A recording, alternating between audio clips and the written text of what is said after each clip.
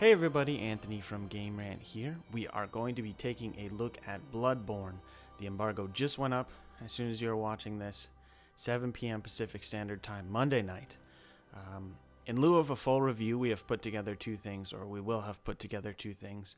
First is this video, which is going to kind of break down the basics of Bloodborne, which is the new game from Software, Demon Souls, Dark Souls, that developer, known for very punishing games. And then after you watch this, you can read our impressions post, which will then give you some more details about how we feel about the game itself. This is going to really just break down what's going on.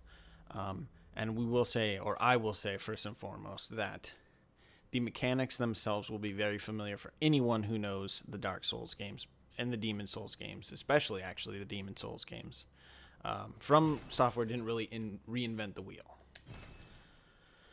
So I wanted to start from the very beginning because Bloodborne has this loading screen, and this loading screen will be familiar to anybody who plays this game. You're going to see it a lot. It is not only intrusive, but it is actually kind of, it becomes like your least best friend. Because the game is like Dark Souls and Demon Souls, built around this idea that you are dying a lot, restarting.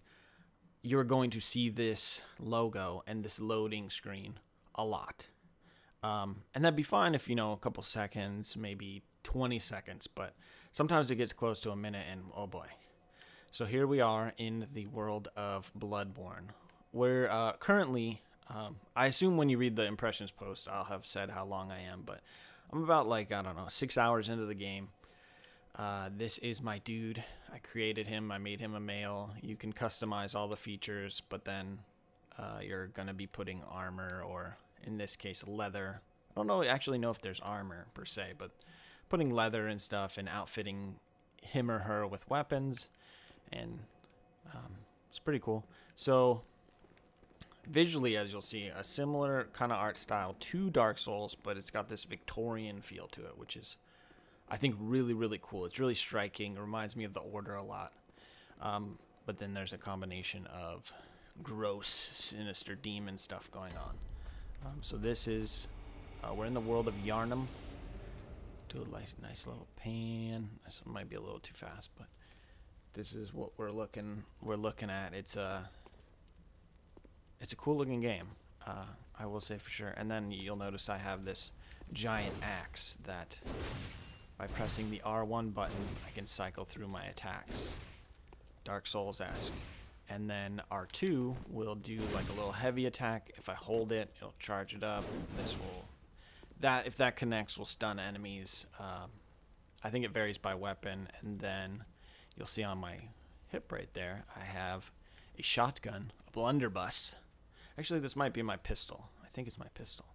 And with that, nope, that's the wrong button. Oh, actually, I know why. So what's cool about these weapons is they transform. So by hitting L1, whoop, got a little tiny axe. So every weapon that I've come across, at least, let me switch. So this is the one that you've probably seen in a lot of the marketing material. This is your saw cleaver. So it starts off, it's got like a little blade. You do little quick attacks, and you're getting in and you're doing a lot of quick damage, not as much as if you whip this out into like a big old guy, and then you're kind of wielding it a little more deliberately. So what's cool about that is while you're holding weapons that only require one hand, you have a gun, and your gun is essentially used for stunning enemies, getting them out of their animations. So let me get a so there's a guy, lock on.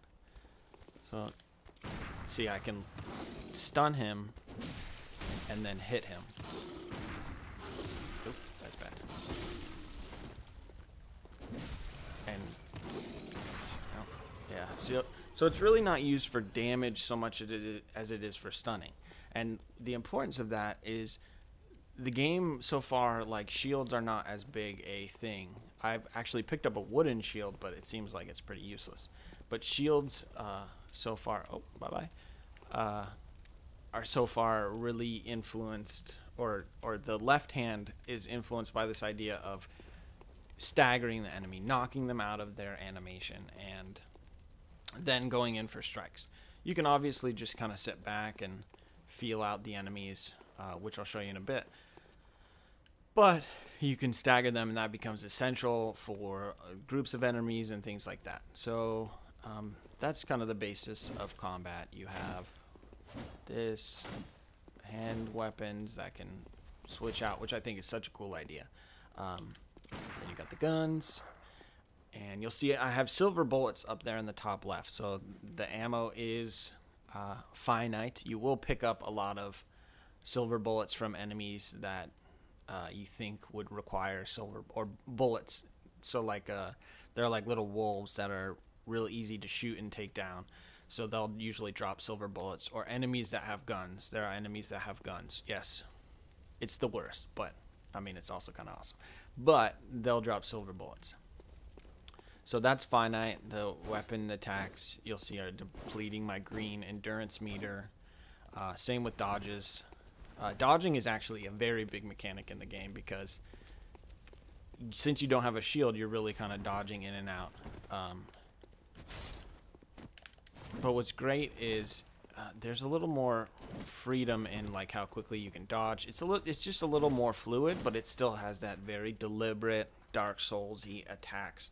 You got to commit to the attacks and think about how you're going to do things, learn enemy patterns. So I'm going to take us to a different place first, and then we're going to get into some like straight gameplay. I just want to set this foundation for the game for people who like Dark Souls, or for people who, you know, just want to understand what the game is about. That's really the purpose of this video, is to better explain what Bloodborne does, what it looks like, what will be the experience. So this is the Hunter's Dream. This is like your hub world. It's similar to the that hub world from Demon Souls, and this is where you will do a lot of your upgrading. So there's this doll that has come to life, and she'll talk to you, she'll be creepy, and then you'll channel your blood echoes. Blood echoes are basically your souls from the Dark Souls games. They're your currency. They're used for everything. Money is non-existent. Blood echoes are everything. So you'll see on the screen, you know, I can upgrade. I have six stats that I can upgrade, far less than a lot of the Souls games, so that's awesome. Vitality, obviously, health, endurance, strength, heavy weapons, skill is with lighter weapons, blood tinge is you have weapons that will do like a bleeding effect, so that'll increase that, and arcane, I assume there are weapons that have some sort of arcane thing attached to them, so that will improve that. And then you'll see above that little group that I can't scroll up to, above vitality, you'll see required 2,857. That is blood echoes. So your blood echoes will level that up. But in addition to that, if you come over here to this fountain, these little creepy guys, you can purchase items, and they all cost blood echoes. So I'm going to be beating this drum probably this entire video. Just bear with me. Like Dark Souls, these blood echoes will help you purchase new things, new weapons, new pistols, new gear. I have the newest gear, and then other stuff that I have yet to encounter. And then eventually you'll be able to upgrade with blood echoes, but I haven't found all the pieces of that. But you'll be able to fortify your weapons with some items you collect. Trying to think what else might be covered. Anyway, so from the Hunter's Dream, you can travel to any lit lanterns, or bonfires, you might say, with that you've unlocked. So we're going to go here to Central Yharnam, which is the main setting of the game, is Yharnam. There's that loading screen again. Delightful. So the general like conceit is, again, super similar. You're traveling to lanterns, but the lanterns are actually more scarce than in past games or in previous From Software games. The lanterns will be like your biggest relief. They are your checkpoints, but the other way the game kind of gives you a sense of progress is you're unlocking shortcuts and pathways. So you'll approach a door, it's locked. You can't get to it. You'll go through, and then you'll come on the other side and be able to open the door, and now you have a straight shot to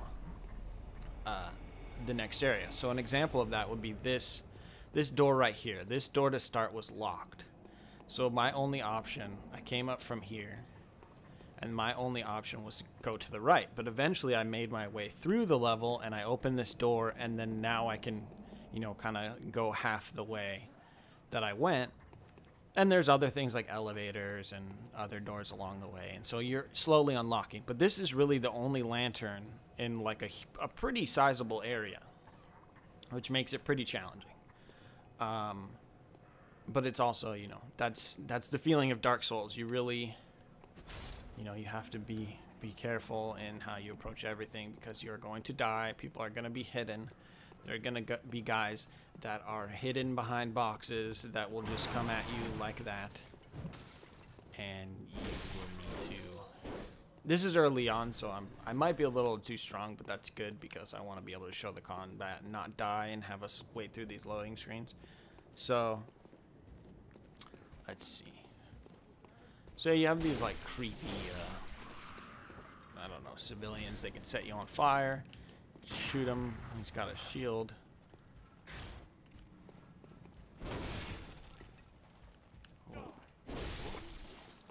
Yeah, so you're kind of like baiting the enemies and trying to get them to come at you, but you feeling out their attacks. The other thing is there are a lot of guys at some places, so that is that makes it a little more challenging. But the good thing is I'm stronger, so not a lot of dying. Oop.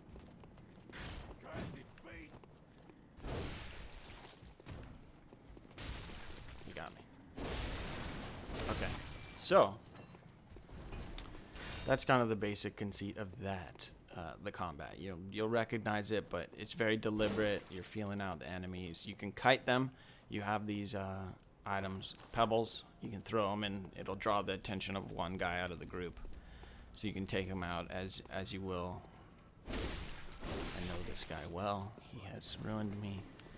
So here's how, you know, Bloodborne, in case you're wondering, is it like Dark Souls? And they're cheap shit. Cheap shit. That guy, the very first time I played, he totally killed me.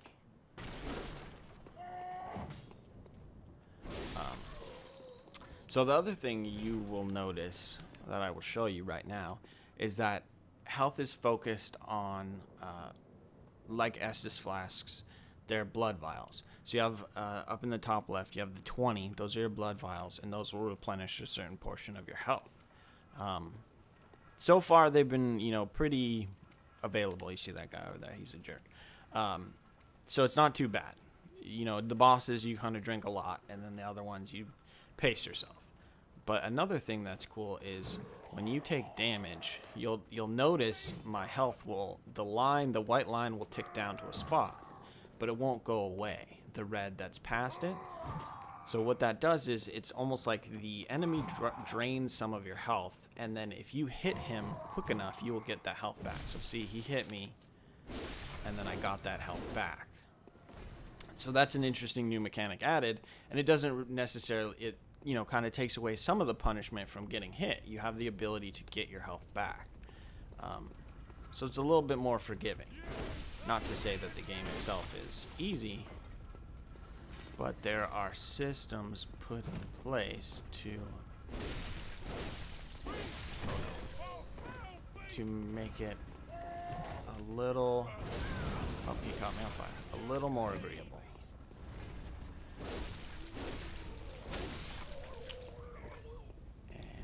This is the first area. So see, blood vials, plentiful. I had 20 and should have used one.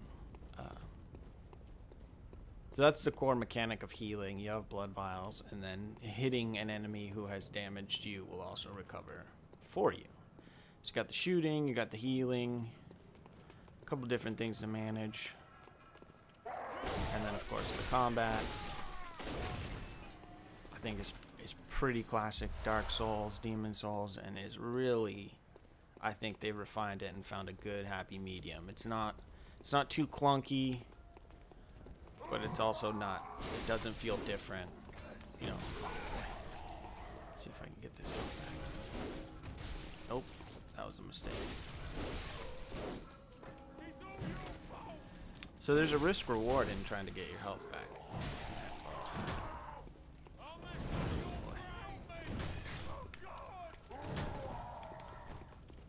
I don't know why I'm not dodging more. Probably because I won't show the combat, but yeah,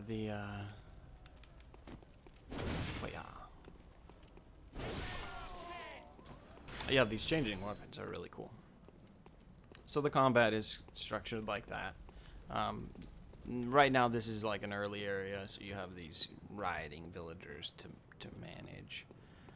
And I'll show you a little more. So you'll see like some bullets. There's some guys with guns. Kind of easy to dodge, just like basic bullets. Let's get... Nope, I didn't get it in. See if I can get it. See if I can get a charge in. Yeah, there you go. So that's like a kind of fun thing to do. Mix it up. Combat is it's a lot more enjoyable this time around.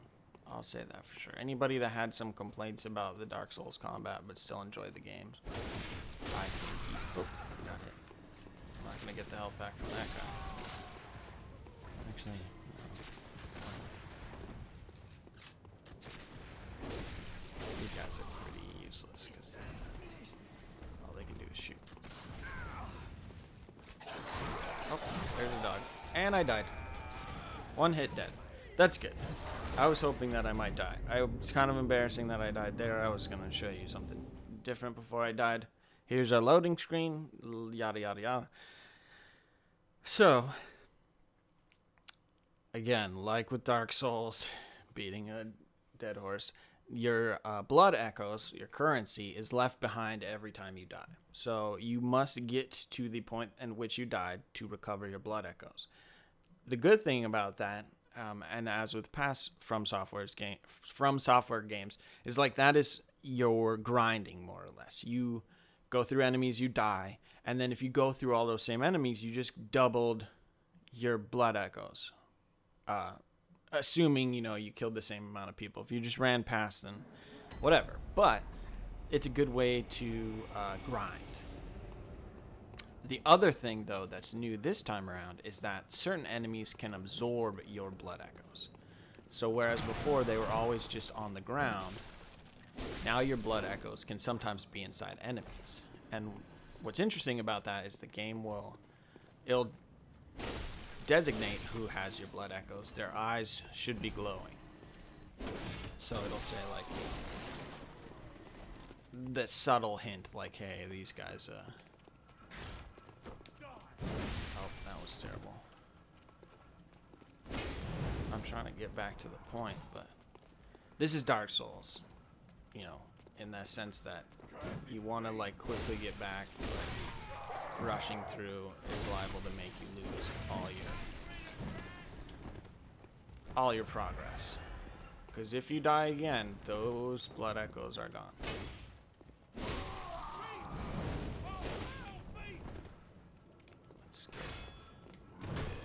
Yeah, some of them have like some hard hits that, like that one dude will just kill you instantly.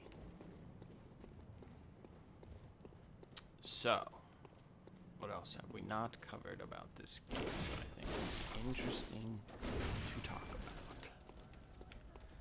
Look at this. The game is really cool looking. Like, it has a very Van Helsing feel, the Order, but very Dark Souls, like just gruesome blood, like the blood all over my dude when he takes damage, the blood spewing out from enemies. It's really cool.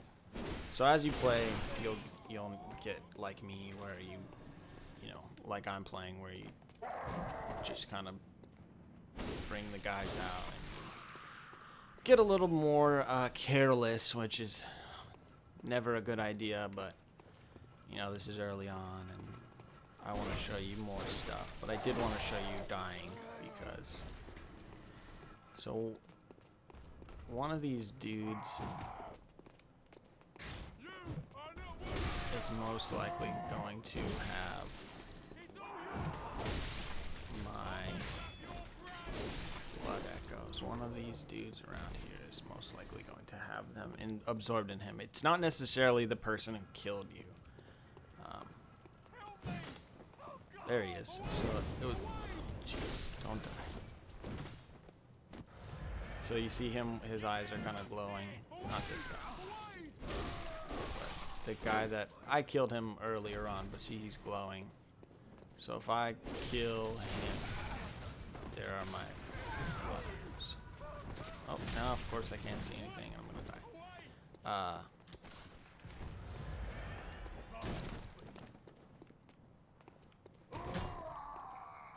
So your blood echoes are your currency. So now I have 2,227. Got a little more from going back through and killing those guys. A little extra excitement. Oh. Yeah, these dudes, these guns, like, my gun is somewhat weak, but these guys they got some weapons on them. I'll just waste my blood vials, but because it is what it is. But it's actually somewhat easy to dodge the bullets from as I get hit. It's somewhat easy to dodge the bullets because you actually can chart their path unless they're using like a blunderbuss. There was a boss enemy that had this blunderbuss that was just, he was making mincemeat out of me, and it was terrible. And it won't play cautious. Don't want that. Wolf. Oh boy. Oh boy.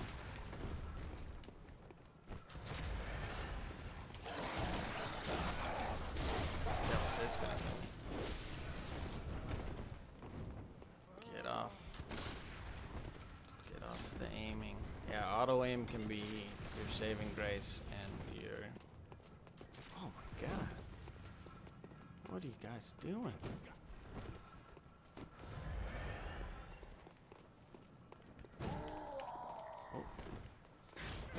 Oh, okay. I don't know how he got behind me.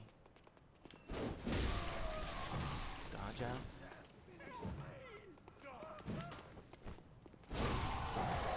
This is gonna kill me. It's hard to play and talk. I will say that. But this is just to give you a general sense. You're going to die a lot. I kind of want to avoid dying because of the whole loading screen situation. I do not want to.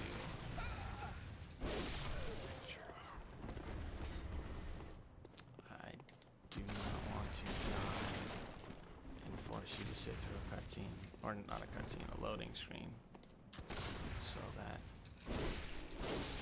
this guy will probably give me silver bullets because he has bullets. Quicksilver bullets. Excuse me. Because he was carrying quicksilver bullets.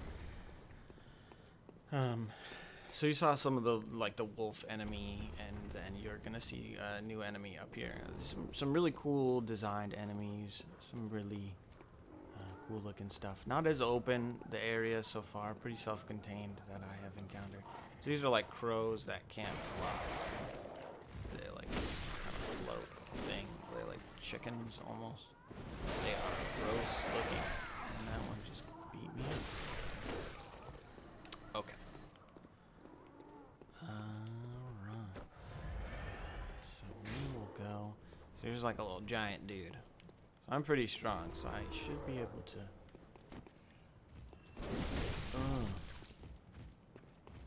He's got some crazy attacks. He's one of those guys that you kind of want to feel out because he means business. Like that. And look how much of my health he took. But I got some back by hitting him. And he's dead. And he should give me, 2 blood vials.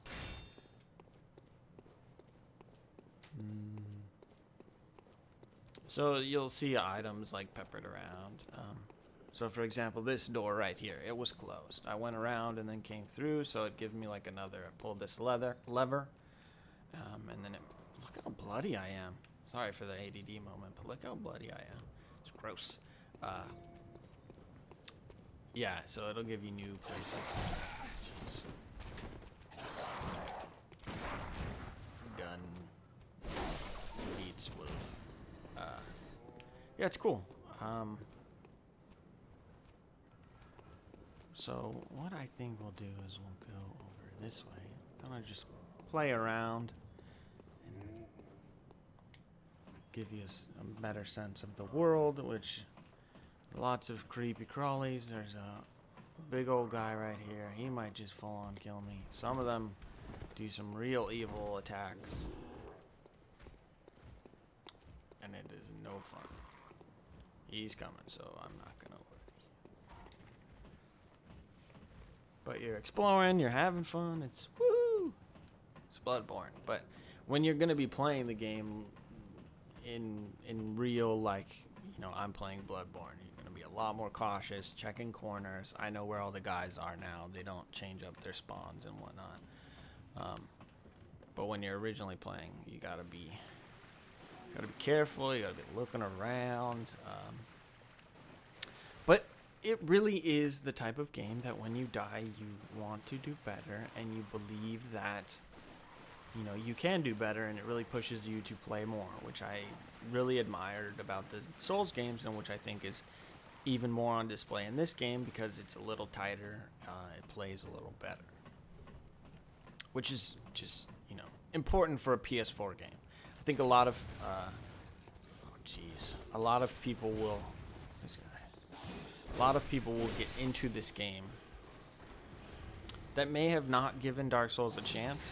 I don't think they'll be like, oh, it's Dark Souls, but they might come to the realization that I actually kind of like, oh boy, how did that guy, I actually kind of like these games, and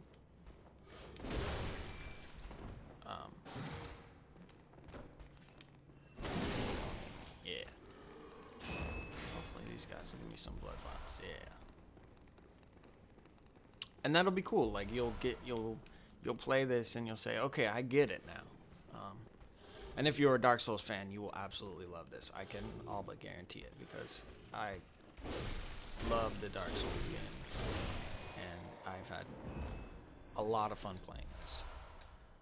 It still has some hang-ups in terms of, like, the textures can get a bit rough, but that loading screen is really, and I mean, you can't really discount the difficulty. Like, you can't sell it to everybody, but for me, it's been a real enjoyable experience, and it's frustrating sometimes. There's a boss, this first boss of this area, he is the worst, but a lot of patience, a lot of healing, a lot of learning. Everything he does helps you get through, and that's the end goal of any Dark Souls game. This is just Bloodborne. Is being very patient, realizing where you made the mistake, and learning from it.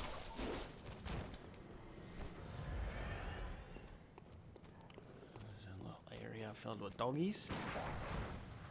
Evil, demonic doggies. Some trapped in cages. Some of them can pop out of the cages. Best to dispatch them now and not get hit from behind. Always a good idea.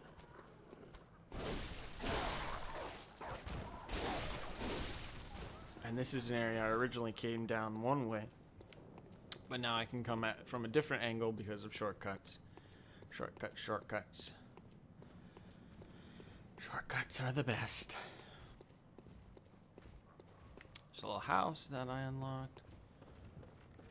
This is, I call him Albert. He was my best friend for a while, and this is the path to the first boss, so I had to walk by and not forget that Albert was there, like, over and over and over again. Oh, did not lock on. Get the hitting. Okay. So now you'll see, ta-da, here we are at the lantern. So it's like a breathe a sigh of relief. Oh my gosh.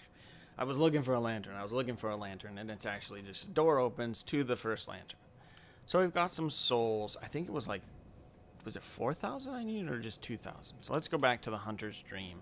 Sit through this loading screen. And then I think I'll level up one of my stats and then we'll call it. But hopefully this Bloodborne video was informative. Hopefully it helped you get a better sense for the mechanics, how they work.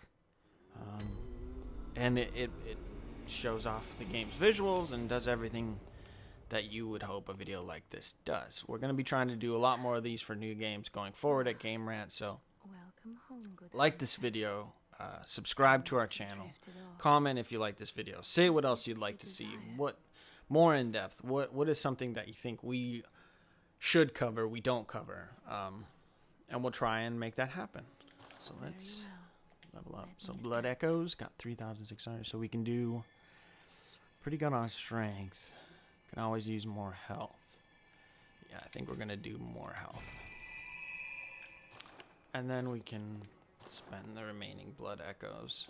It's always good if you can spend your Blood Echoes on something.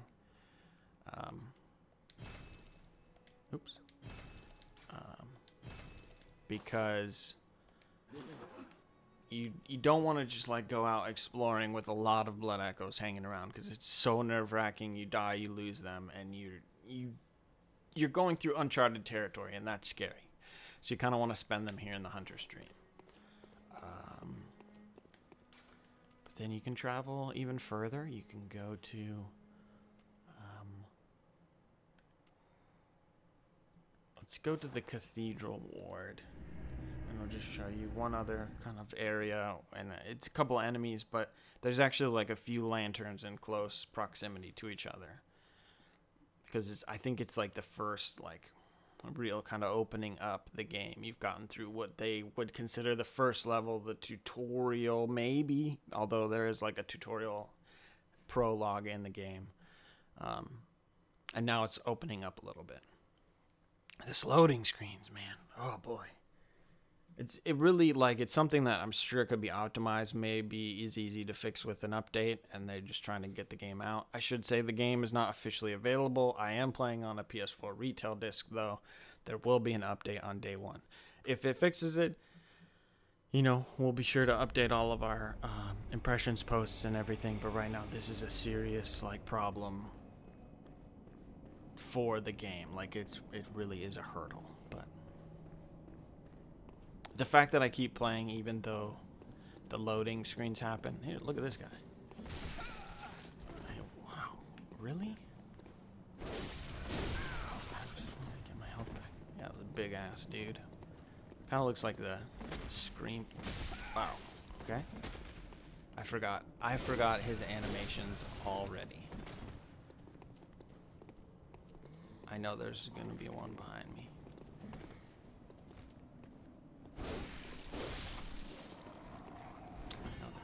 Hiding somewhere. Oh! There you go. That wasn't even what I thought it was going to be. I thought there was going to be another one of those dudes. Okay. Yeah, so this is like a different area. Pretty self-contained still, but got these cool vistas and this crazy gothic Victorian art, which is really awesome. And there's a little birdie over here. A couple birdies. Birdies. Oh, you can fly, that's all. Don't worry. I will end your suffering with an axe. I really do like these changing weapons. Yeah, so that's Bloodborne in a nutshell. Make sure to then follow up watching this video with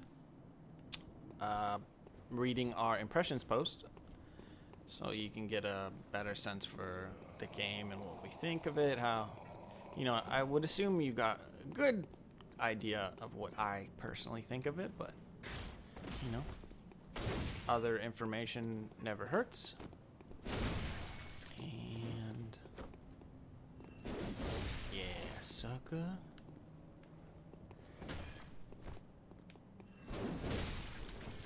That is my favorite. Oh, don't be a dick. Yeah, so that's Bloodborne. Stick tuned to Game Rant, more coverage, videos, subscribe to the channel, do all that fun stuff. I've been Anthony Tormina, and until next time, I'm just going to stand here and pose.